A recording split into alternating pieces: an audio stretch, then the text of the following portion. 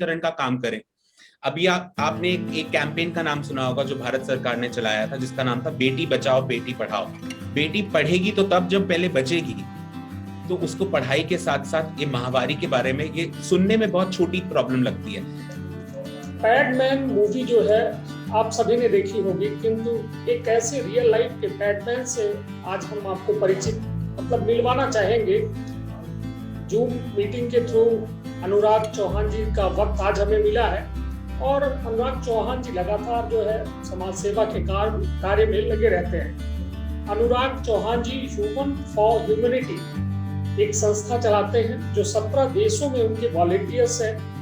उनके यूनिसेफ के द्वारा जो है कर्मवीर जो है उन्हें उपाधि प्रदान की गई है। तो निश्चित तौर पर अनुराग जी आप एक बेहद साहसिक काम कर रहे हैं कि जो महिलाओं में आने वाली समस्या है, महामारी के दौरान जो उनके जो है समस्या होती है, उनकी तकलीफें होती हैं, उस दौर में एक पुरुष का जो है एक जागरूकता, पुरुष के द्वारा ये जागरूकता फैलाना कैसे विचार आया आपके मन में और कैसे इसकी शुरुआत कहाँ से हुई अनुराग जी? जी, सबसे पहले तो आप सभी को नमस्कार और बहुत बहुत धन्यवाद करना चाहूंगा कि आपने इस प्लेटफॉर्म पे मुझे बुलाया और हम आज एक ऐसे टॉपिक के बारे में बात कर रहे हैं जो मेरे दिल के बहुत करीब है और काफी सालों से हम इसके ऊपर काम कर रहे हैं। Humans for humanity wash project को पिछले 6 सालों से इसमें लगा हुआ है, जुटा हुआ है और करीबन 20 लाख महिलाओं तक पहुंचा है पिछले 5 सालों में। अब आपने पूछा एक सवाल की शुरुआत कहाँ से हुई। इसकी शुरुआत कहाँ से हुई तो ये मैं भी नहीं जानता हूँ, बट छोटे छोटे ऐसे कुछ इंसिडेंट्स हैं जो मैं आपको बताना चाहूंगा जो मेरी जिंदगी में हुए। अगर वो ना होते तो आज मैं यहाँ पर ना होता। जैसे कि सबसे पहली जो इंसिडेंट मेरे दिमाग में आती है वो ये आती है कि मैं अपने घर पे था और बचपन में जब हम देखते थे कि टीवी कमर्शियल जब आते थे तो हम देखते थे कि पैड को यूजुअली इंक के साथ उसको दिखाया जाता था। तो मुझे लगा ये कुछ इस तरीके का खेल है जिसमें हमें इंक के साथ इंक इसके अंदर डालनी होती थी। तो मैं क्या करता था, अपनी माँ के कबर्ड से एक सैनिटरी पैड चुराकर अपनी परछत्ती पे जाके बैठता था और वहां परछत्ती पे जाके बैठकर मैं अपना फाउंटेन पेन से और पानी के साथ देखता था वो कितना सोख सकता था।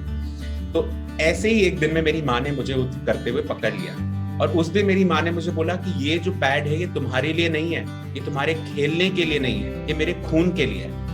जब उन्होंने कहा कि ब्लड के लिए, आई कुड नॉट अंडरस्टैंड क्यों, क्या, किस चीज के खून के लिए।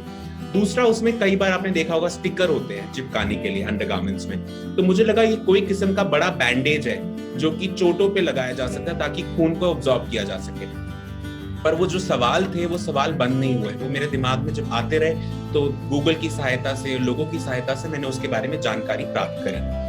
अब ये हुआ कि 2011 में मेरे सामने एक आर्टिकल आया जो मैंने पढ़ा, जिसमें लिखा था कि हमारे देश में 1,80,000 के करीब महिलाएं हर साल मरती हैं पुअर मेंस्ट्रुअल हाइजीन की वजह से। अब आप ये देखिए कि पुअर मेंस्ट्रुअल हाइजीन ऐसी चीज है जिसकी वजह से डेथ हो रही है। तो मेरे लिए तो ये सोचना ही, मैंने सोचा कि ये तो बहुत अवॉइडेबल चीज है। आप उनको अगर जानकारी दे दें, उनको वो सब चीजें दे दें, प्रोवाइड कर दें, सैनिटरी पैड्स या और प्रोडक्ट्स जो इसको रोक सकते हैं, तो उनकी मृत्यु नहीं होगी। पर कितनी बड़ी बात है, आप ये सोचिए कि एक देश में 1,80,000 महिलाएं मर रही हैं। और उस वक्त पे एक शब्द, अंग्रेजी का एक शब्द ऐसा था जो मेरे कानों में हर दूसरे दिन पड़ता था, उसका नाम विमेन एम्पावरमेंट, महिला सशक्तिकरण। और ये हर जगह, पॉलिटिक्स से लेकर यूनाइटेड नेशन से लेकर किसी भी सोशल गैदरिंग में आप हो, घर में बैठे हो, टीवी में देखे, फिल्म में देखे, हर जगह महिला सशक्तिकरण की बात चल रही है। तो मेरे जहन में ये सवाल उठा कि महिला सशक्तिकरण तो तब होगा जब वो महिलाओं को बचाएंगे पहले। तो वो जो करीबन 2 लाख महिलाएं हमारे देश में हर साल मर रही हैं, पहले उनको बचाने का काम करें और फिर जाके उनकी सशक्तिकरण का काम करें। अभी आपने एक कैंपेन का नाम सुना होगा जो भारत सरकार ने चलाया था, जिसका नाम था बेटी बचाओ बेटी पढ़ाओ। बेटी पढ़ेगी तो तब जब पहले बचेगी। तो उसको पढ़ाई के साथ साथ ये महामारी के बारे में, ये सुनने में बहुत छोटी प्रॉब्लम लगती है, ऐसा लगता है कि ये तो प्रॉब्लम उनको बताओ और बस सॉल्व हो जाएगी। पर कई सालों से ये प्रॉब्लम चलती आ रही है और ये बहुत ही कॉम्प्लेक्स सिचुएशन है। 2018 में मैंने एनडीटीवी को एक स्टेटमेंट दिया था जिसपे मैंने कहा कि ये प्रॉब्लम अगर इस वक्त पे नहीं रोकी गई तो ये पोलियो जैसी बड़ी हो जाएगी। तो उस वक्त पे काफी लोगों ने इसका मजाक भी उड़ाया, इसकी तुलना बेवकूफों से करी, मेरी तुलना बेवकूफों से करी, ये कहते हुए कि ये क्या इंसान है जिसको मेंस्ट्रुएशन के अलावा और कुछ समझ नहीं आता। पर 2019 और 20 में ऐसी स्टडीज निकल के आई इंटरनेशनली, जिसमें कहा गया कि पुअर मेंस्ट्रुअल हाइजीन की वजह से और मेंस्ट्रुअल प्रोडक्ट्स ना मिलने के कारण महिलाओं की जो डेथ हो रही है वो पूरे दुनिया में 5वें नंबर पे है। This has become the 5th biggest reason in the world for women to die. तो आप समझ सकते हैं कितनी बड़ी ये प्रॉब्लम है, और इसमें हम सभी लोगों को एक साथ काम करना चाहिए। और जहां तक की बात आई पुरुष इसके ऊपर क्यों नहीं बात कर सकते, देखिए मैं तो यही कहता हूँ सभी लोगों को, मैंने कहा हम सभी अपनी माँ की पेट से निकले हैं। जो अपनी माँ की पेट से नहीं निकला है उससे ये प्रॉब्लम रिलेटेड नहीं है, और जो निकला है अपनी माँ की पेट से ये सारी उससे रिलेटेड प्रॉब्लम्स हैं। अगर ये प्रॉब्लम उसकी माँ की है, उसकी बहन की है, तो उसकी भी प्रॉब्लम है, ये मेरा मानना है। और इसी वजह से वॉश प्रोजेक्ट को ह्यूमंस फॉर ह्यूमैनिटी इतने सालों से चला रहा है। निश्चित तौर पर एक बेहद उम्दा काम कर रहे हैं अनुराग जी, उसके लिए मैं अपने न्यूज चैनल की ओर से आपको बहुत बहुत बधाई शुभकामना देता हूं कि आप अपने इस नेक कार्य में लगातार सफलता अर्जित करें।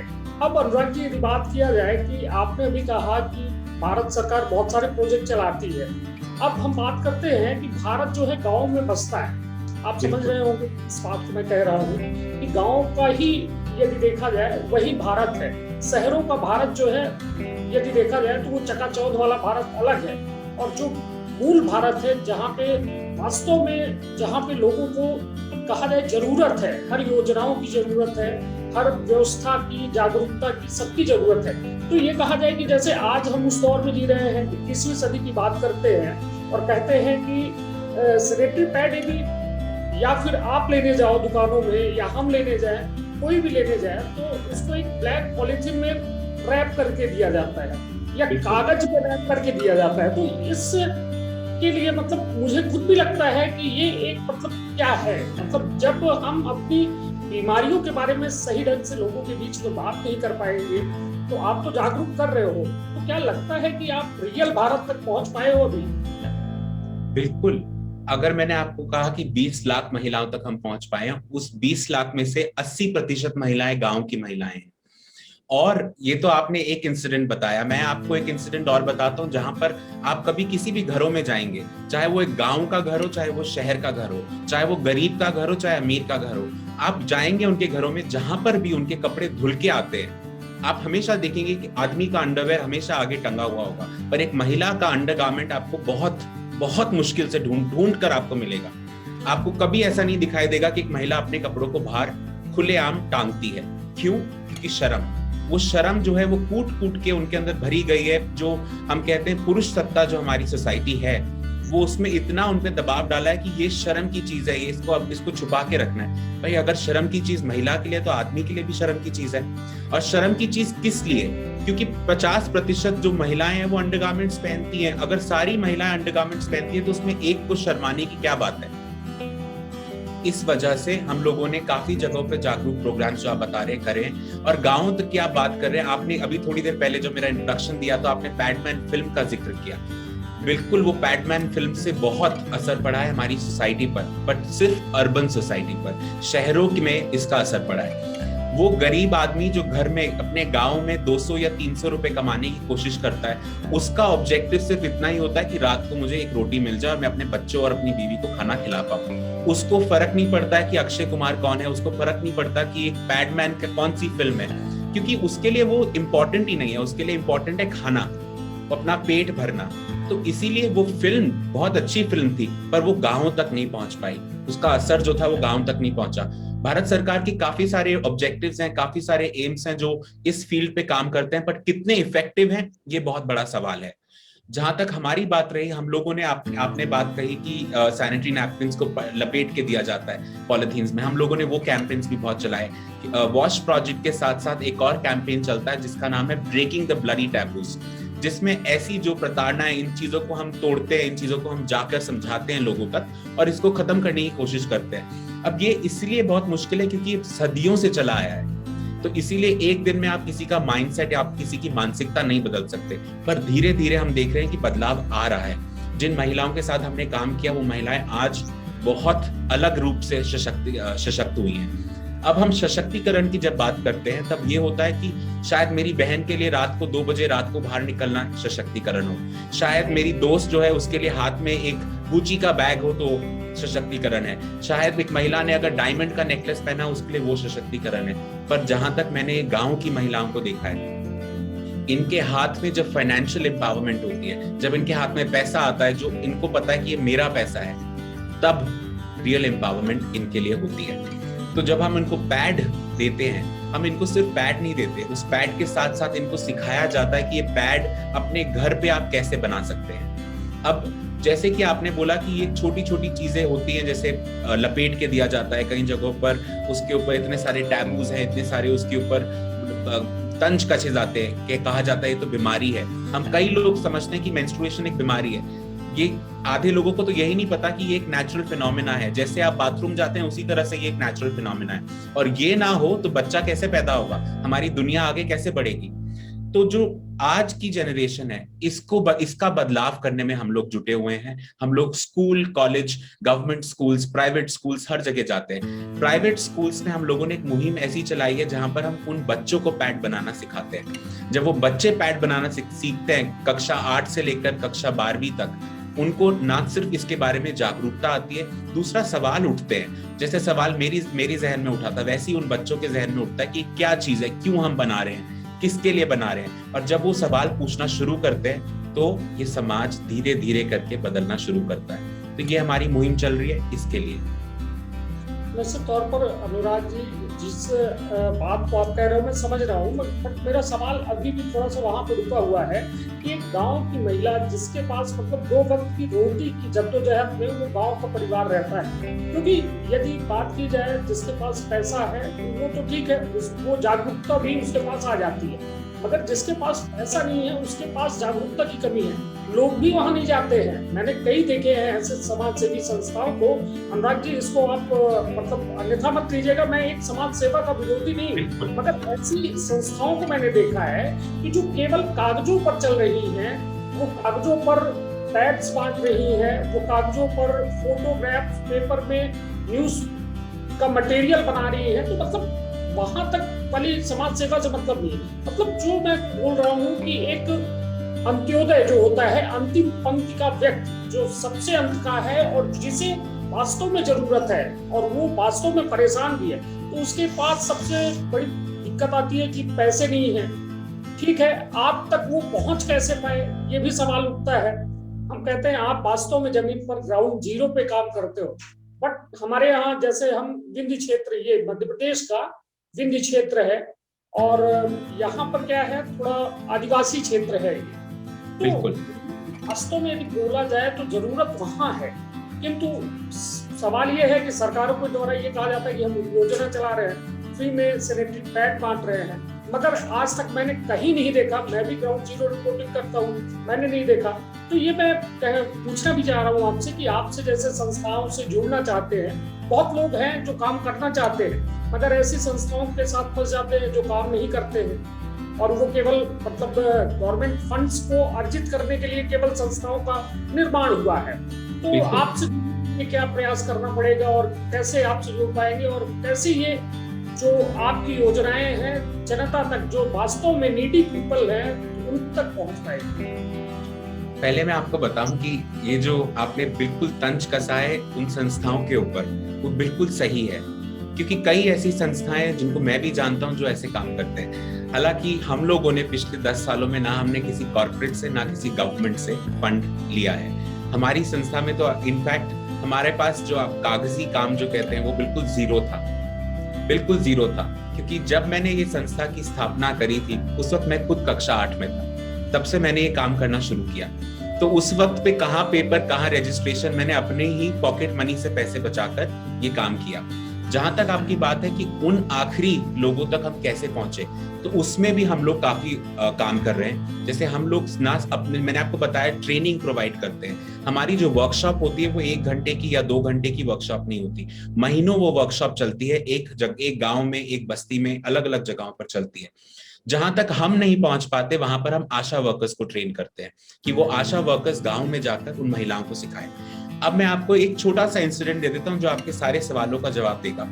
जब दिल्ली में लॉकडाउन लगा था उस समय पर मेंस्ट्रुअल प्रोडक्ट्स जो थे, सैनिटरी प्रोडक्ट्स जो थे, उनके ऊपर उनको एसेंशियल्स में काउंट नहीं किया गया था, उनको लग्जरी आइटम्स में काउंट किया गया था, जिस वजह से 2020 में जब मार्च में लॉकडाउन लगा पहली बार, तो उस वक्त पर सैनिटरी नैपकिन्स पूरे शहर के शॉप्स में, स्टोर्स में बंद हो गए थे आने, क्योंकि वहां पर सोर्स ही नहीं आ रहा था। अब शहरी महिलाओं को दिक्कत हुई क्योंकि पैड्स नहीं मिल रहे हैं, पैड्स कहां से लेकर आए।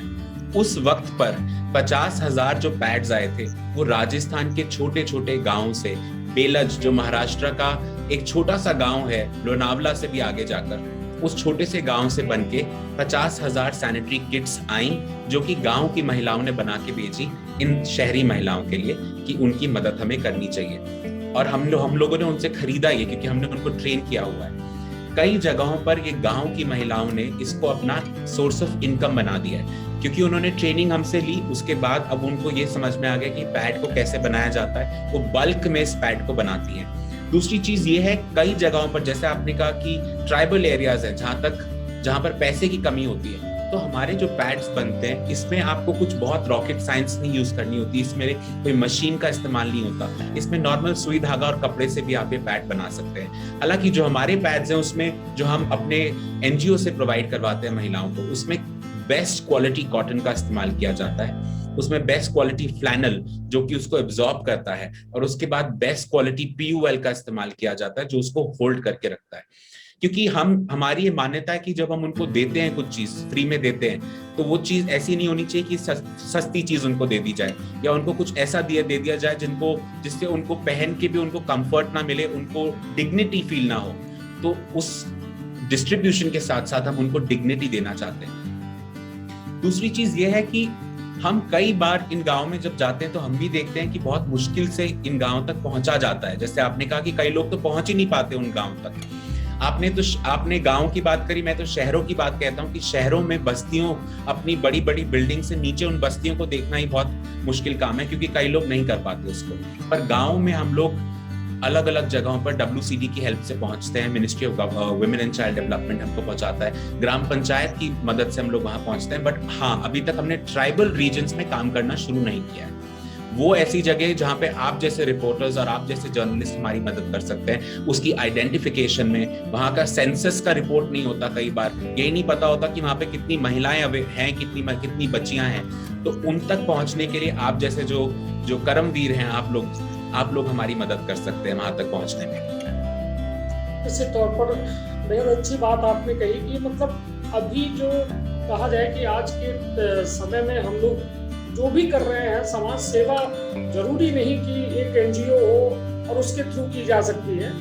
समाज सेवा के माध्यम है, जैसे एक आप लोग कर ही रहे हैं, उसके साथ साथ भी कई माध्यम है जिस दान देकर उस समाज। मगर मेरा सवाल एक और था आपसे कि आपसे यदि किसी को जुड़ना है, आपकी संस्था से जुड़ना है, तो उसके लिए क्या करना पड़ेगा? बहुत लोग हैं जो हफ्ते में 7 दिन काम नहीं करना चाहते, एक दिन जनसेवा में रखना चाहते हैं। तो वो सेवा, मान लीजिए आपका कॉन्सेप्ट उनको समझ में आया, वो भी आपके साथ, क्योंकि वो 7 दिन, आप तो 7 दिन काम करते हो हफ्ते में, वो एक दिन हफ्ते में अपना निकाल के जनसेवा करना चाहते हैं, समाज सेवा करना चाहते हैं, तो आपसे कैसे जुड़े और ये आपके साथ वो काम कैसे कर पाएंगे? हमारी वेबसाइट का नाम है humansforhumanity.online और हमारा इंस्टाग्राम पेज है, इंस्टाग्राम का पेज है, उसके साथ ईमेल आईडी है जो मैं आपको प्रोवाइड कर सकता हूं, जिसको आप अपने डिस्क्रिप्शन में डाल सकते हैं, ताकि जो लोग जुड़ना हमसे चाहें वो उसको पढ़ के हमको ईमेल कर सकते हैं, कॉल कर सकते हैं, इंस्टाग्राम पे मैसेज कर सकते हैं, वेबसाइट के थ्रू हमसे टच में आ सकते हैं।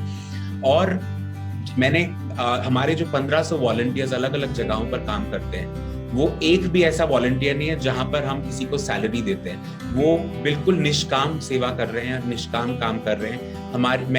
मेरी कोई सैलरी नहीं है एनजीओ में, और हमारे साथ जितने डायरेक्टर्स हैं, जितने लोग जुड़े हुए हैं, किसी की कोई सैलरी नहीं है। जो पैसा आता है वो सीधा उन लोगों तक पहुंचता है जो हम कलेक्ट करते हैं अपनी पॉकेट मनी से, वो सीधा उन लोगों तक पहुंचता है जो जरूरतमंद है। हमारा दफ्तर नहीं है, हमारे कोई बड़े दफ्तर नहीं है, कोई ऐसी जगह नहीं है जहां पर हम बड़े बड़े कैबिन्स के अंदर बैठ के बात करते हैं। हम अपने घर से ऑपरेट करते हैं। एक छोटा सेंटर बनाया गया है जहां पर हम लोग मशीन्स लगाते हैं या महिला को ट्रेनिंग प्रोवाइड करते हैं। वही हमारा दफ्तर है, वहीं पर हम उनके साथ जमीन पे बैठ के काम करते हैं। और वही हमारा दफ्तर है। हम लोगों के पास कोई ऐसा एक भी रुपया हम ऐसी जगह पे नहीं खर्च करते हैं कि हमको फील हो कि क्या ये सही है, क्या ये गलत है, क्योंकि वो पैसा जो जाता है वो हमारी हार्ड अर्न मनी है, हमारी अपनी जेब से जाता है, तो हमको पता है कि उसकी वैल्यू क्या है। वो कोई सरकार या कोई इंडिविजुअल या कोई कॉर्पोरेट हमको दान नहीं देता कि हम उसको आगे जिस तरीके से चाहें उस तरीके से उड़ाएं। उसको हम अपनी मेहनत से कमाते हैं और उसके बाद उसको उस जगह पर लगाते हैं। दूसरी चीज, एक और चीज मैं आपको बताना चाहूंगा कि जब हम लोगों ने इसकी शुरुआत करी थी वॉश प्रोजेक्ट की, उस वक्त पे काफी लोग थे जो हमारे साथ जुड़ना नहीं चाहते थे, इसलिए क्योंकि ये एक ऐसा टॉपिक है जिसके ऊपर लोग बात करने से अभी भी शर्माते हैं, हिचकिचाते हैं। पर आज की डेट में मैं देख रहा हूँ कि लड़का हो या लड़की हो, ट्रांसजेंडर हो या फिर ट्रांसमैन हो, हर लोग हमारे साथ धीरे धीरे करके जुड़ रहे हैं। और जरूरत सिर्फ गाँव में नहीं है, मैंने शहरों में इसकी जरूरत भी देखी है। एक छोटा सा एग्जाम्पल आपको दूंगा। आप कभी भी अपने चेहरे पर, आप हो कोई महिला हो, कोई भी अपने चेहरे पर कोई क्रीम तक लगाते हैं तो हमारा सिर्फ एक कंसर्न रहता है कि उससे मेरे चेहरे पर कोई एलर्जी ना आए, उससे मेरे को पिंपल्स ना हो जाए, रैशेस ना हो जाए। पर जब भी कोई सैनिटरी नैपकिन खरीदने जाता है तो सिर्फ सैनिटरी नैपकिन वो पॉलिथीन में लपेट के वापस घर लेके आता है। कभी ये सवाल नहीं पूछता कि इसमें जो केमिकल हैं वो कैसे हार्म कर रहे हैं हमारे शरीर को। उसके अलावा हमारे जो एनवायरनमेंट को कितना हार्म हो रहा है उससे, उसको हम लोग नहीं सोचते हैं। तो ये शहरों में भी उतनी ही अवेयरनेस जरूरी है जितनी गाँव में जरूरी है। एनवायरनमेंट के रूप जो मैंने आपको बताया, 500 से 600 साल तक वो एक सैनिटरी पैड जो कि नॉर्मल सैनिटरी पैड होता है इस्तेमाल किया जाता है, वो इस दुनिया में रहता है। और 500-600 साल के बाद वो डिग्रेड होना शुरू होता है। हालांकि जो सैनिटरी पैड्स हम बनाते हैं 2 तरीके के होते हैं। एक सैनिटरी पैड होता है जो कि हम लोग कपड़े से बनाते हैं, जो मैंने आपको अभी डिस्क्रिप्शन दिया। दूसरा सैनिटरी पैड वो है जो हम बनाना शुरू कर रहे हैं, जो कि बैम्बू और बनाना पल्प से बनाए जाते हैं। वो 100% इको फ्रेंडली सैनिटरी नैपकिन्स हैं जो सेमी ऑटोमेटिक मशीन से निकलते हैं। और हम अलग अलग जगहों पर महिलाओं को ट्रेन कर रहे हैं कि वो ये मशीन चलाएं और ये सैनिटरी पैड्स प्रोड्यूस करें। बहुत बढ़िया बात है आपके द्वारा अनुराग जी, जो भी किया जा रहा है निश्चित तौर पर एक उम्दा काम है। किंतु मैं अभी आपका एक इंटरव्यू पढ़ रहा था, इंटरव्यू नहीं मतलब आपके बारे में लेख था, उसमें एक बड़ी अच्छी चीज मैंने देखी कि ये लिखा हुआ था कि अनुराग चौहान जो है, इन्होंने शुरुआत मतलब 24 सालों में, आज तो मतलब वो पुराना लेख था, 26 साल की उम्र है। तो मैं क्या मानूं, अनुराग चौहान को यदि कुछ शब्दों में डिफाइन करना हो तो क्या कहा जाए कि अनुराग चौहान क्या है? संस्था तो है ही, ये आपका एक मतलब एक बेहतरीन प्रोजेक्ट है जिससे आप की पहचान है। अब अनुराग चौहान क्या है, आप अपने बारे में कुछ बताएं। मैं सिर्फ ये कह सकता हूँ कि अनुराग चौहान कोशिश कर रहा है एक अच्छा इंसान बनने की। हम लोग कई बार भूल जाते हैं कि हम लोग पहले क्या हैं। हम लोगों की जेंडर डेफिनेशन शुरू हो जाती है, हम लोग किस जात से आते हैं, हम लोग कहाँ रहते हैं, ये हमारे जन्म के साथ ही शुरू हो जाता है कि कौन सा रंग ये पहनेगा, कौन सा नाम इसका रखा जाएगा, क्या इसका सरनेम है, कहाँ किस घर में रखा जाएगा, किस स्कूल में जाएगा।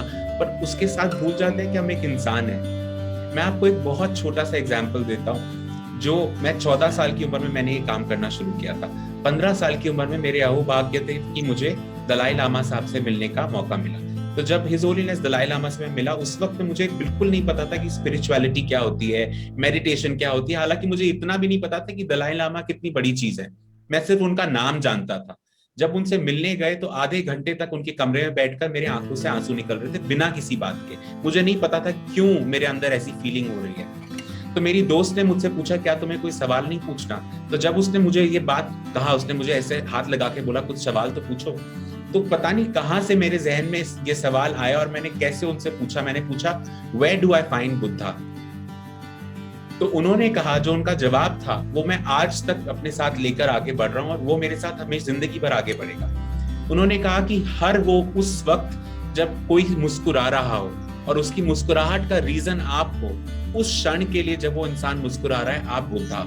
You don't need to go and find Buddha. You can be one. अब इसका मतलब ये नहीं है कि मैं बुद्धा बनने की कोशिश कर रहा हूँ। इसका मतलब ये है कि उनकी मुस्कुराहटों में, उनकी खुशियों में मैं अपनी खुशियां ढूंढ रहा हूँ। और कई बार मुझे कहा जाता है कि आप बहुत सेल्फलेसली काम कर रहे हैं, आप तो निष्काम काम कर रहे हैं। मैं आपको बता नहीं सकता कि ये बहुत ही मतलबी काम है। सोशल वर्क एक एडिक्शन है, एक नशा है, और जो आपको एक बार लग गया तो उसके बाद वो लत नहीं हट सकती। और दूसरी चीज ये है कि मैंने क्यों कहा कि ये बहुत ही मतलबी काम है, ये इसलिए क्योंकि अपने पेट को भरने के लिए तो हम खाना खा लेते हैं, बट अपनी सोल को सेटिस्फाई करने के लिए, उसको फीड करने के लिए ये कई माध्यम है जिनसे हम उनको फीड कर सकते हैं। एक मेरा म्यूजिक है, एक मेरा क्लासिकल आर्ट फॉर्म्स है, और एक सोशल वर्क है, जिसके जरिए से मैं अपने सोल को, अपनी आत्मा को खाना खिलाता हूँ। यही मैं कोशिश में लगा हुआ हूँ और यही मैं आगे बढ़ता रहूंगा।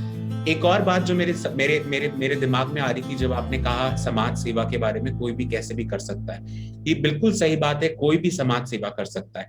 बट दो शब्द हैं जिनको लोग हमारी सोसाइटी में कंफ्यूज करते हैं, एक है सोशल वर्क और दूसरा है चैरिटी। चैरिटी वो उस जमाने में हुआ करती थी जब अमीर महाराजा जो होते थे, राजा महाराजा होते थे, वो अपनी प्रजा को चैरिटी में खाना बांटते थे, कंबल बांटते थे, जो भी उनकी जरूरतें होती थी उनको पूरा करते थे। आज के जमाने में चैरिटी की जरूरत नहीं है, आज के जमाने में जरूरत है सोशल वर्क की। सोशल वर्क की डेफिनेशन मेरे लिए सिर्फ इतनी है कि उस इंसान को जिसको आप खाना दे रहे हैं, उसको खाना देने की बजाय उस लेवल पे ले आइए, उस तरीके से उसको सशक्तिकरण करें उसका, कि वो अपना खुद खाना खरीदने की क्षमता रख सके। तो उसको हमें उस लायक बनाना है कि वो अपना खाना खुद खरीदे, अपना पैसा खुद कमाए, और उसके लिए हम लोग आगे बढ़ रहे हैं। सिर्फ वॉश प्रोजेक्ट ही नहीं, और भी कई सारे जो हमारे प्रोजेक्ट्स हैं उनके जरिए हम उन लोगों को आगे एम्पावर करने के लिए बढ़ रहे हैं। निश्चित तौर पर अनुराग जी, आप जो है, आपका नेटिव प्लेस देहरादून है, जो मैंने पढ़ा, मैं ये भी चाह रहा था कि आप ये दर्शकों तक बताएं, क्योंकि क्या होता है कि आज के दौर में मतलब जो खास हिंदी भाषा क्षेत्र है उसमें पूरा जो लगभग जो हिंदी भाषा वाला बेल्ट है वो सब एक दूसरे को समझते हैं, और हर हाथ में आप जो ये कहा जाए डिजिटल का जो जमाना आया है, हर हाथ में मोबाइल है घर में। मतलब मैं ये किसी को मतलब टारगेट नहीं कर रहा हूँ, यहाँ पे ये कह रहा हूँ कि यदि घर में खाने को हो ना हो मगर हर हाथ में मोबाइल जरूर है आज के दौर में, तो ये एक बेहतर माध्यम है कि जब आप हर तक पहुंच सकते हैं। कोशिश हमारी भी है कि आपके अच्छे कार्य जो है जनता के बीच पहुंचे और जनता आपसे प्रेरित होकर आपसे जुड़े और इन सब समाज सेवा वाले कार्यों में आपकी मदद करे। तो अनुराग जी, थोड़ी सी और मैं आपके करीब जाऊंगा कि ये पुरुषों को ये माहवारी वाले मतलब जो जैसे आप किसी को जागरूक करते होंगे, महिलाओं को जागरूक करना थोड़ा एक पुरुष के लिए और एक महिला के बीच में कम्युनिकेशन जो है बनना इतना आसान नहीं होता है, क्योंकि काम आपने महिलाओं की ये बीमारी से जुड़ा लिया है या उनको साफ सफाई स्वच्छता की बातें आप बता रहे हो, वो भी एक ऐसी मतलब जो रूटीन उनकी प्रक्रिया है, फिर भी महिलाएं बात करने में कतराती हैं। तो उसमें पुरुष का इस समाज सेवा में ऐसा मिशन लेकर आना कितना कठिन, कितना चुनौती है आपको? कठिन तो बहुत है, क्योंकि जो हमारा समाज है वहां पर हम खुलेआम, मतलब अगर हम मेंस्ट्रुएशन की या माहवारी की बात ना भी कर रहे हो, खुलेआम एक अनजान लड़की और एक अनजान लड़के का बात करना ही बहुत बड़ा मुश्किल चीज होती है। और स्पेशली जब हम गाँव की बात करें, वहां पर वो नहीं बात करते, घूंघट पहनते हैं, वो नहीं बात करते हैं। बट वहां पर रोल आता है लोकल अथॉरिटीज का, जो वहां के लोकल रहने वाले हैं उन लोगों का। अब एक बात ऐसी हुई कि जरूरी है कि वहां पे हम लोग, जैसे आपने कहा कि मुश्किल क्या काम होती है, मुश्किल यही होता है उन तक पहुंचना, उनसे इस बारे में बात करना बहुत मुश्किल होता है। बट हम लोग से अगर जैसे मैं आज आपसे पहली बार मुलाकात करी और मैं आज आपसे अगर ऐसी एक सवाल पूछ लेता कि आपने किस कलर का अंडरवेयर पहना है, तो आप बोलेंगे कि ये पागल हो गया, मुझसे कैसे सवाल कर रहा है। आप एक पुरुष है, फिर भी अगर मैं आपसे ऐसा कुछ पर्सनल सवाल पूछूं तो आप बोलेंगे कैसी ये बातें कर रहे हैं। इसी तरह हम सीधा जाकर उनसे बात नहीं करते कि आज हम मेंस्ट्रुएशन की बात कर रहे हैं, पीरियड्स की बात कर रहे हैं। हम रैपो बिल्डिंग प्रोसेस करते हैं, पहले उनके साथ अलग अलग किस्म की एक्टिविटीज की जाती है जिससे वो हम लोगों से घुल मिल जाएं। जब वो हमसे घुल मिल जाती हैं और हमारे साथ वो कंफर्टेबल होती हैं, उसके बाद हम उनसे ये बातें करते हैं। दूसरी चीज ये है, कई जगहों पर ये भी देखा गया है कि गांव में मुझे महिलाओं ने डॉक्टर बाबू बोलना शुरू कर दिया, क्योंकि उनको लगा कि मैं डॉक्टर हूँ, वहां पर उनसे बात करने के लिए। कई जगहों पर ये भी काम आया है कि डॉक्टर बाबू आए हैं, बात कर लो। तो कई महिलाएं बिना हिचकिचाहट के आती थी, बात करती थी, समझती थी। पर ये जरूरी है कि मैं ये नहीं कहता हूँ कि सिर्फ पुरुषों को इस प्रोजेक्ट को आगे चलाना है। मैंने इसकी शुरुआत करी है, पर हमारी कम्युनिटी में, हमारे जो ग्रुप है उसमें कई सारी महिलाएं, डॉक्टर महिलाएं हैं जो हमारे साथ जुड़ के अलग अलग जगहों पर जाती हैं और ये काम को आसान करती हैं। एक पुरुष के लिए डेफिनेटली बहुत मुश्किल होता है। कई बार हम ये देखते हैं कि जब एक एक्टिविटी कर रहे होते हैं और वहां कोई लड़का, अगर छोटा बच्चा आ जाता है या कोई पुरुष आ जाता है, तो उसको एकदम से बाहर भगाया जाता है। नहीं, हमको पुरुषों को भी उतना ही इसके बारे में जागरूक करना है जितना महिलाओं को करना है। जो हम कर रहे हैं, स्कूलों में कर रहे हैं, कॉलेजेस में कर रहे हैं, अपनी एक्टिविटीज में कर रहे हैं, अपने काउंसलिंग सेशंस में हम सिर्फ महिलाओं को काउंसलिंग नहीं प्रोवाइड करते, हम पुरुषों को भी काउंसलिंग प्रोवाइड करते हैं, उनको भी इंफॉर्मेशन प्रोवाइड करते हैं। दूसरी चीज ये थी, मैं आपको एक इंसिडेंट बताऊं कि कैसे हमारे लिए आसान हुआ। राजस्थान में एक जगह है जवाहर बस्ती, जो कि जयपुर के पास में है। उस जवाहर बस्ती में हमने कैसे ये एक्टिविटी ऑर्गेनाइज करी। महिलाओं को ये बोलना कि हम आपके लिए आए हैं, मेंस्ट्रुएशन की बात करने, माहवारी की बात करना, आप हम सभी जानते हैं बहुत मुश्किल काम है। वहां क्या हुआ कि जिस दिन हमने वहां पे एक्टिविटी ऑर्गेनाइज करी, उस दिन मैंने वहां के राज परिवार से रानी साहब को बोला कि क्या आप थोड़ी देर के लिए हमारे साथ समय व्यतीत कर सकती हैं। तो उन्होंने बोला बिल्कुल, मैं आधे घंटे का समय देती हूँ और मैं वहां आऊंगा। उसके साथ साथ वहां की राजस्थान की विमेन कमिश्नर जो थी, विमेन एंड चाइल्ड डेवलपमेंट की कमिश्नर, वो वहां पे आई। तो उन महिलाओं के लिए मेरे आने से ज्यादा जरूरी ये था कि वहां पे रानी साहब उनसे मिलने आ रही है। तो इतना एक्साइटमेंट, इतनी उनके अंदर एक्साइटमेंट थी कि हम आज रानी से मिलेंगे, हम आमने सामने रूबरू होंगे। तो जब वो वहां पे आई तो उन्होंने इस बात की शुरुआत करी, क्योंकि वो मेरे बगल में खड़ी थी, मुझे महिलाएं नहीं जानती थी, बट क्योंकि मेरे बगल में मेरे साथ वहां की एक नोन फेस खड़ा था, उन्होंने मेरी बातों का विश्वास किया, मेरी बातों को सुना, वहां से समझ के जागरूक होके गई। तो इसमें मैं ये नहीं कहता कि हर जगह राज परिवार होता है, नहीं होता है। कई जगहों पर, हर जगह पर ग्राम पंचायत होती है, तो आप ग्राम पंचायत के थ्रू उन लोगों तक पहुंचते हैं। तो ये छोटे छोटे जो लोकल सिस्टम्स हैं, इनको फॉलो करते हुए इनके साथ हमको आगे ये वर्कशॉप्स बढ़ानी होती है। क्योंकि अगर मैं ऐसे बिना अनजान किसी भी गाँव में छोड़ या किसी शहर में भी अगर घुसता हूँ तो नहीं लोग बात करते हैं। तो उस जगह पर लोकल अथॉरिटीज का बहुत बड़ा रोल होता है, जो हमारी मदद करते हैं, जो हम उन तक पहुंचाते हैं और ऑर्गेनाइज करने में बहुत हमारी सहायता करते हैं। बिल्कुल सही बात है अनुराग जी, आपके लगातार प्रयासों से ही आज वो दिन 14 साल से, मतलब एक उम्र होती है जब सीखने की उम्र होती है, खेलने कूदने की उम्र होती है, उस उम्र में आपने एक ऐसा मतलब बेड़ा उठाया कि नहीं, अब इन चीजों से लड़ना है, इन बुराइयों से लड़ना है जो समाज में फैली है, या भ्रांतियों से लड़ना है। निश्चित तौर पर एक बेहतरीन काम कर रहे हैं अनुराग जी। अब मैं कहना चाहूंगा कि आप युवाओं के लिए क्या संदेश देना चाहेंगे आज, जो जिस दौर में आज का युवा है, और या ये कहा जाए कि अभी तो हम इतने बड़े मतलब महामारी के दौर से गुजरे हैं, बिल्कुल, जिसमें कोविड-19 ने मतलब पहली लहर तो कुछ कम तबाही मचाई थी, दूसरी ने हर घर में के जानने वाले किसी न किसी को जरूर जो है इस लहर ने जो है इतना तोड़ दिया कि समझिए कि आम आदमी अब फिर से पटरी में आने के लिए उसको वक्त लग जाएगा। तो इस दौर में पहले तो मैं ये पूछूंगा कि आपकी संस्था क्या सिर्फ इसी फील्ड में काम करती है, या फिर जैसे ये महामारी के दौर में आपकी संस्था के द्वारा क्या कुछ किया गया इस दौर में, वो भी थोड़ा सा दर्शकों तक पहुंचे आपकी बात। मेरे को आई थिंक 28 मार्च को एक फोन आया एक कठपुतली कम्युनिटी से, जहां पर हम काफी सालों से काम करते थे। कठपुतली एक ऐसी कम्युनिटी थी जो कि वर्ल्ड की सबसे बड़ी स्ट्रीट आर्टिस्ट कम्युनिटी थी और दिल्ली शहर में ये बस्ती थी। इस बस्ती में करीबन 4000 परिवार रहने वाले थे, जिनको 2018 में उनकी जगह से हटा दिया गया था।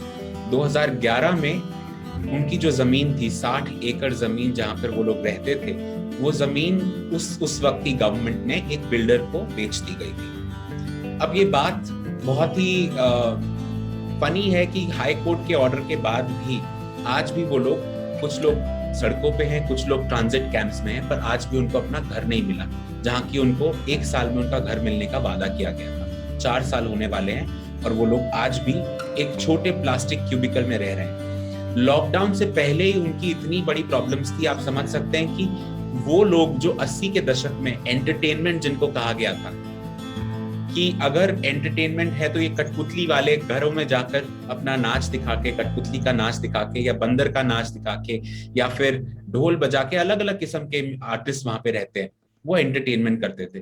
बट आज के जमाने में जब हमारे पास नेटफ्लिक्स है, हमारे पास टेलीविजन है, हमारे पास हर किस्म, हमारे पास मोबाइल फोन्स हैं, हम लोग उनको पूछते भी नहीं है। उनका जो काम था वो खत्म हो गया है, वो कला जो थी वो खत्म होने की बिल्कुल कगार पे है। आज एक कठपुतली वाले को सिर्फ शादियों में और इवेंट्स में देखा जाता है कि वो बाहर खड़े होकर या बैठकर सिर्फ एक ही गाना गाते हैं, पधारो हमारे देश, और उन्हीं को वो ही आगे उनको लेकर जाता है। तो एज इट इज उनकी इतनी प्रॉब्लम्स थी कि ना कोई कमाई है, ना हमें कहीं बुलाया जाता है, ना हमें देखा जाता है, ना खाने को है, ना पैसा है। तो जब लॉकडाउन हुआ उन्होंने कहा हम भूखमरी से मरेंगे, हमें कोविड से डर नहीं, हमें भूख से डर है। उस वक्त पे हम लोगों ने वहां पर राशन भिजवाया। करीबन हम लोगों ने 10 पैकेट पहले दिन पे ऑर्गेनाइज करे थे, जो कि 1-1.5 महीने का राशन था, और उन तक भेजा। हमने कहा अभी एकदम से हम यही भेज सकते हैं, 1-2 दिन के बाद हम और राशन भेजेंगे। बट उसी दिन उन्होंने कहा नहीं, आप राशन ना भेजिए, क्योंकि हमारे पास खाना पकाने तक का पैसा नहीं है। और ये वो दौर था जब इंस्टाग्राम पे और फेसबुक पे मैं देख रहा था कि लोग रोज अपने घरों में अच्छा खाना पका के, पकवान पका के तस्वीरें डाल रहे थे, दालगुना कॉफी बना रहे थे, अलग अलग किस्म की डिशेस की फोटोज डाल रहे थे, और उसी वक्त पे हमारे देश में लोग भूखे मर रहे थे। तो उस वक्त पे हम लोगों ने ऑफकोर्स उन लोगों को खाना पहुंचाना शुरू किया। विदिन 2 डेज, 2 दिन के अंदर अंदर हम लोगों ने वहां पर पका हुआ खाना पहुंचाना शुरू किया, और कम से कम 1500-1600 परिवारों को हमने खाना खिलाया मार्च से लेकर दिसंबर तक। ये तो रहा कठपुतली की बात। कठपुतली के अलावा हमारे 17 स्कूल्स जो चलते थे बस्तियों में, उन स्कूल में मिड डे मील प्रोवाइड किया जाता था। वो मिड डे मील प्रोवाइड करने के लिए हमारे पास ऑलरेडी अपने स्टोरेज में खाना, अनाज जो था हमारे स्टोरेज में रहता था। तो करीबन देखा गया कि कम से कम 6 महीने का अनाज हमारे पास ऑलरेडी रखा हुआ था हर सेंटर में। तो उन 17 सेंटर्स में हम लोगों ने खाना पकाना शुरू किया, और वहां सेंटर के आसपास की जो बस्ती के लोग थे, उनके बच्चों को और उनके माँ बाप को, उनके परिवारों को 2 टाइम का खाना हम लोग पकाकर प्रोवाइड करते थे पूरा दिसंबर तक। दिसंबर के बाद जब हमने ये रोका, उसके बाद अभी फरवरी में जब लॉकडाउन फिर दोबारा से लगा, हम लोगों ने फिर दोबारा राशन बांटने की मुहिम शुरू करी। राशन बांटना मेरा ऑब्जेक्टिव नहीं है, पर ये ऐसी मुसीबत हमारे सर पे आ पड़ी है कि वही जो मैंने आपको कहा था कि चैरिटी की बजाय हम लोगों को उनको सशक्त करना चाहते हैं, बट ये वो समय नहीं था कि हम देखें कि हमको क्या करना है। हम उनको मरने से बचाना चाहते थे, सर्वाइव करने से बचाना चाहते थे। दूसरा काम हमने ये किया कि हमने 100 परिवारों को आइडेंटिफाई किया। इन 100 परिवारों को हमने क्या किया, हम लोग देहरादून से, क्योंकि मैं हूँ, आप सब जानते हैं देहरादून में कई स्कूल्स हैं, देहरादून को कैपिटल माना जाता है एजुकेशन का, तो हजारों स्कूल वहां पर है। उनमें से कई स्कूलों पे हम लोग पहुंचे और हमने कहा कि इस वक्त पे ऑनलाइन क्लासेस चल रही हैं। इन ऑनलाइन क्लासेस में टीचर्स ऑनलाइन बच्चों को पढ़ा रही हैं। हम ये चाहते हैं कि हर स्कूल में हिंदी की कहानी पढ़ाई जाती है, हिंदी एक सब्जेक्ट होता है, तो वो हिंदी सब्जेक्ट्स में से एक चैप्टर आप हमको अगर भेज दें, उस एक चैप्टर को हम एक कठपुतली वालों को भेजेंगे। ये कठपुतली वाले जो हैं उसको इनैक्ट करेंगे, उसको दर्शाएंगे, उस कहानी को अपनी कला के जरिए उसको हम रिकॉर्ड करके आपके स्कूल के बच्चों तक पहुंचाएंगे। इस प्रोसेस में कठपुतली वालों ने इतना पैसा कमाया है कि वो ये पैंडेमिक में 1-1.5 साल सर्वाइव कर सकते हैं। किसी ने एक परफॉर्मेंस से 5,000 कमाया, किसी ने एक परफॉर्मेंस से 15,000 कमाया। बट ये जब एक साथ ये पैसा आया, जब मिला ये पैसा, तो वो 100 परिवारों का ये हो गया कि 1-1.5 साल के लिए हमारा खर्चा निकल जाएगा, हमको भीख नहीं मांगनी पड़ेगी। तो ये ऐसी छोटी छोटी कई चीजें हम लोगों ने करी। पैंडेमिक के वक्त सबसे बड़ा सवाल जो वॉश प्रोजेक्ट में ये उठा था कि इतने सालों से जो हम काम करते आए हैं, वो काम का असर तो हमको दिख रहा था, क्योंकि महिलाओं को पैड बनाना आता था। पर उन महिलाओं को जिनको हमने ये पैड बनाने की ट्रेनिंग नहीं दी है, जो हमारी कम्युनिटीज में नहीं आती है, जो उन शहरों में नहीं है जहां पर हमने ये एक्टिविटी ऑर्गेनाइज करी, तो उन तक अगर ये प्रोसेस नहीं पहुंची, तो ये ऐसा समय है कि आप जानते हैं कि अगर 21 दिनों तक आप किसी चीज को लगातार करते आए हैं, तो वो चीज धीरे धीरे करके आपकी आदत बढ़ जाती है। तो हम नहीं चाहते थे कि ये महिलाओं की आदत पड़े कि वो फिर दोबारा से रेत, बजरी या जो भी अलग अलग किस्म की चीजों का इस्तेमाल किया जाता है वो इस्तेमाल करें। तो हमने दूसरे एनजीओस के साथ मिलकर, आशा वर्कर्स के साथ मिलकर, कम्युनिटी वर्कर्स के साथ मिलकर ऑनलाइन ट्रेनिंग प्रोवाइड करी। हम लोगों ने प्रोजेक्टर्स के थ्रू लैपटॉप्स हम लोगों ने भेजे, हम लोगों ने छोटे छोटे टैबलेट्स भेजे, अलग अलग जगहों पर भेजे, और दूसरी ऑर्गेनाइजेशंस के थ्रू हमने हजारों महिलाओं को और पुरुषों को इस वक्त पे ट्रेन किया कि कैसे घरों में सैनिटरी पैड बनाया जा सकता है, क्योंकि वो आदत जो है, वो आदत हम नहीं चाहते थे किसी की बदले या उनको रिजॉर्ट करना पड़े कि आज हमारे पास क्योंकि सैनिटरी पैड नहीं है तो आज हम ये कपड़े का इस्तेमाल कर लेते हैं, या फिर आज हम ये ऐसी चीज का इस्तेमाल कर लेते हैं जो पिछले 10 साल पहले कर रही थी। तो हम नहीं चाहते थे वापस वो ग्राउंड लेवल पे उस लेवल पे जाएं, तो हम लोग उनको ट्रेनिंग प्रोवाइड कर रहे थे और हर जगहों पर जहां पर भी जरूरत थी हम लोगों ने करीबन 1.5 लाख किट्स हम लोगों ने 2020 में बांटी थी अलग अलग जगहों पर, और अभी भी हम लोग उसमें आगे बढ़ते जा रहे हैं। तो लॉकडाउन में ये सब काम हम लोगों ने किया। इस तौर पर बेहद अच्छा आपकी संस्था जो है लगातार प्रयास करती रही, और यही है कि प्रयास यदि शुरू हो जाए तो निरंतर प्रयास होते रहने चाहिए। प्रयास यदि रुकावट आई तो वो निश्चित तौर पर एक कहा जाए, जैसे आपने अभी इसका उल्लेख किया कि 21 दिन जो है यदि कोई आदत मतलब बिगाड़ने के लिए और बनाने के लिए, दोनों के लिए 21 दिन जो है काफी महत्वपूर्ण होते हैं। अब अनुराग जी ये बताइए, आप युवाओं को क्या संदेश देना चाहेंगे अपने देश के युवाओं को कि समाज सेवा के प्रति, क्योंकि आपकी जो उम्र है बिल्कुल एक 26 साल के युवा से समाज सेवा का नहीं, उससे तो ये उम्मीदें की जाती है कि वो माँ बाप के पैसे को उड़ाएगा, पब में जाएगा, पार्टी करेगा और ये सारी चीजें, मगर एक युवा जो 26 साल का है उसके अंदर ये समाज सेवा का भाव, ये कैसे मतलब क्या संदेश देंगे, और वही युवा यदि संदेश दे तो वो ज्यादा बेहतर है। बिल्कुल, माँ बाप के पैसे तो मैंने उड़ाए हैं, बट मैंने अपनी अय्याशी पे नहीं उड़ाए हैं। मैंने समाज सेवा में उनके पैसे उड़ाए हैं और उनकी रजामंदी से उड़ाए हैं। बट एक समय वो था जब मैंने शुरुआत करी थी 14 साल की उम्र में, मुझे जो पॉकेट मनी मिलती थी वो काफी नहीं होती थी काम करने के लिए। देहरादून का छोटे शहर में हम लोगों ने क्या करना शुरू किया था, मैंने फिल्म देखने बंद कर दिए थे। मैं कभी भी किसी फिल्म थिएटर में जाना बंद कर दिया था, बाहर घूमना मैंने बंद कर दिया था, अपने दोस्तों से मिलना जुलना, मैकडॉनल्ड्स जाना, ये सब कुछ मैंने बंद कर दिया था। वो हर चीज का मैं एक व्यापारी की तरह बैठकर लेख लिखता था कि अच्छा आज अगर आप फिल्म देखने जा रहे हैं तो 500 रुपए का टिकट मैंने छोड़ दिया, वो 500 रुपए के साथ मैंने 400 रुपए का पॉपकॉर्न नहीं खाया, वो 400 रुपए के साथ साथ 100 रुपए की कोका कोला आती है जो मैंने नहीं पी, और घर से वहां जाना और वहां से यहाँ आने में पेट्रोल कुछ इतना खर्च हुआ होगा, 2 लीटर या 1 लीटर पेट्रोल खर्च हुआ होगा जिसकी कीमत ये है। तो मैं अपने परिवार में अपने पिताजी को, अपनी माताजी को ये कहता था कि 1100 रुपए आज मैंने आपके बचाए, वो 1100 रुपए आप मुझे नकद दे दीजिए।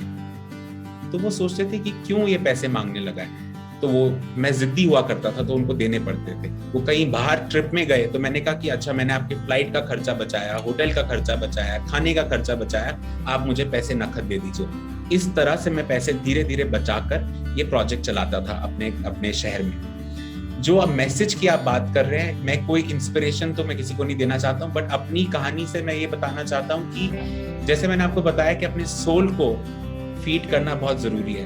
हम लोगों ने यूजुअली हम कॉर्पोरेट सोशल रिस्पॉन्सिबिलिटी की बात करते हैं, हम सोचते हैं कि कॉर्पोरेट्स को रिस्पॉन्सिबल होना चाहिए। कॉर्पोरेट रिस्पॉन्सिबल नहीं होता तो हम यूजुअली गवर्नमेंट को ब्लेम करते हैं हर चीज के लिए कि सरकार ने ये नहीं किया, सरकार ने वो नहीं किया। पर कई बार मैंने ये देखा है कि कितनी बार हम लोग अपने आप से सवाल पूछते हैं कि मैंने क्या किया, क्या मैं इंडिविजुअल सोशल रिस्पॉन्सिबिलिटी, जो मैंने एक चीज मैं हर किसी को बोलता हूँ कि ISR में बिलीव करना शुरू करिए, इंडिविजुअल सोशल रिस्पॉन्सिबिलिटी, कि मैंने क्या किया, मैं क्या कर पा रहा हूँ, अगर मैं इस देश का नागरिक हूँ मैं क्या कर रहा हूँ। वैसे तो बोलना बहुत आसान है कि अगर इस देश को मेरी जरूरत पड़ी तो मैं तो सरहद पे चला जाऊंगा, अपनी जान दे दूंगा, बट जहां आपको एक कुछ भी करना पड़े, चाहे वो एक लड़की को अगर कोई सीटी मार रहा हो, आप ही का दोस्त, उसको रोकने में आप हिचकिचाते हैं कि मेरा दोस्त है, इसको मैं रोकूं या ना रोकूं, तो आप धीरे धीरे बहुत सारी चीजों को इग्नोर करते हैं। जो भी चीज हमारे समाज में आज बुरी है, वो बुरी इसलिए है क्योंकि हम जैसे नौजवानों ने उसको किसी वक्त पर इग्नोर किया। अगर हम उसको इग्नोर ना करके उसमें अपना हाथ डालते, चाहे वो एक ही हाथ होता, शायद वो प्रॉब्लम इतनी बड़ी ना होती।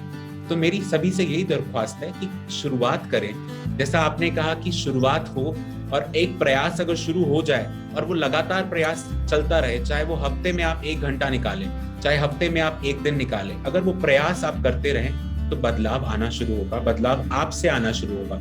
आप इसका इंतजार ना करें कि बदलाव अगर आएगा तो मैं उसमें जुड़ जाऊंगा। आप अगर बदलाव बनेंगे तो लोग आपके साथ जुड़ेंगे। और यही मेरी कहानी है, मेरे साथ लोग ऐसे जुड़े। मैं कोई बहुत बड़े परिवार से नहीं हूँ, मैं कोई बहुत अमीर परिवार से नहीं हूँ, मैं भी एक नॉर्मल परिवार से हूँ। मैंने अपनी मेहनत से ये काम इसलिए किया क्योंकि मेरे पीछे सिर्फ एक चीज थी। मेरी माँ ने मुझे कहा कि लोग हमेशा कहते हैं कि मेहनत करो, हार्ड वर्क करो, और मेरी माँ ने कहा हार्ड वर्क करने की जरूरत नहीं है, सिर्फ वर्क करने की जरूरत है। अगर आप काम करें जो आपको करना है, उसमें हार्ड या सॉफ्ट डालने की जरूरत नहीं है, आप बस काम करें। आप जब काम करेंगे बाकी सब चीजें आपकी ट्रैक पे आ जाएंगी। और यही मेरे साथ हुआ। जब मैंने काम करना शुरू किया, धीरे धीरे लोग मेरे साथ जुड़ने शुरू हुए, और आज ये संस्था काफी हद तक मैं कहता हूँ कि लोगों की जिंदगियों पर इम्पैक्ट कर रही है, जो कि वही चीज है, वही खुशी है जो हमको आगे बढ़ा रही है। तो वो खुशी को अगर आपको चखना है तो उसके लिए आपको ये काम जरूर करना पड़ेगा, और तभी आप वो खुशी को महसूस कर पाएंगे। निश्चित तौर पर अनुराग जी, एक फिल्म की वो एक लाइन थी, किसी चीज को इतनी शिद्दत से चाहो कि सारी कायनात आपको मिलाने में लग जाए। तो मतलब वही है अनुराग चौहान। और अनुराग चौहान जी लगातार जो है एक ऐसे मिशन पर काम कर रहे हैं जो वास्तव में देश को जरूरत है, क्योंकि देश में जो आपने मौत का आंकड़ा बताया है, सुनकर मुझे भी काफी आश्चर्यचकित हुआ। और हम लोग भी बहुत सारे ऐसे विषयों पर काम करते हैं, लेकिन मैंने जब आपसे सुना और इतनी गहराई से आपने बताया, तो निश्चित तौर पर ये देश की एक बेहद बड़ी समस्या है। सरकारों के द्वारा जो दावे किए जाते हैं, उस दावों पर लगातार हम लोग सवाल भी उठाते हैं कि वास्तव में यदि जमीन तक योजनाएं पहुंच जाए सरकार की बनाई हुई, तो ये सबकी जरूरत ना पड़े। किंतु जरूरत वही पड़ती है जब सरकार केवल कागजों पर आंकड़े दिखाती है कि हम यहाँ तक पहुंच गए, इतने लोगों को हमने जागरूक कर दिया।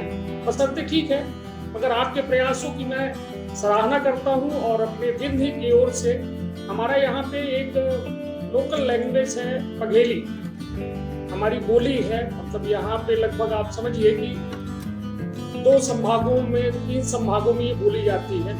और अब उसी बोली से मैं आपको धन्यवाद दूंगा कि हमारे पंचन की ओर से, विंध्य की ओर से अपना बहुत बहुत धन्यवाद। अपना यह में रात दिन बराबर देश सेवा में लगे रही और अपन यह मिशन जो है सफलता के ओर ले जी। तब बहुत बहुत जुड़े की थी अनुराग जी, अपना के बहुत बहुत धन्यवाद। बहुत बहुत धन्यवाद आपका भी। आपने ये इंटरव्यू लिया और अपनी जनता तक आप ये मैसेज पहुंचा रहे हैं, उसके लिए बहुत बहुत धन्यवाद। Thank you so much. और आप भी अपना काम यूं ही करते रहिए, ताकि हम लोग जो है मिलकर काफी आगे तक जाएंगे। और जरूर आपने जैसे बताया अपने प्रांत के बारे में, वहां पर भी हम काम जरूर शुरू करेंगे, और आपके जरिए हम उन छोटी छोटी कम्युनिटीज तक पहुंचना चाहेंगे जहां तक अभी हम नहीं पहुंच पाए हैं। बहुत बहुत धन्यवाद। धन्यवाद। प्रणाम। प्रणाम।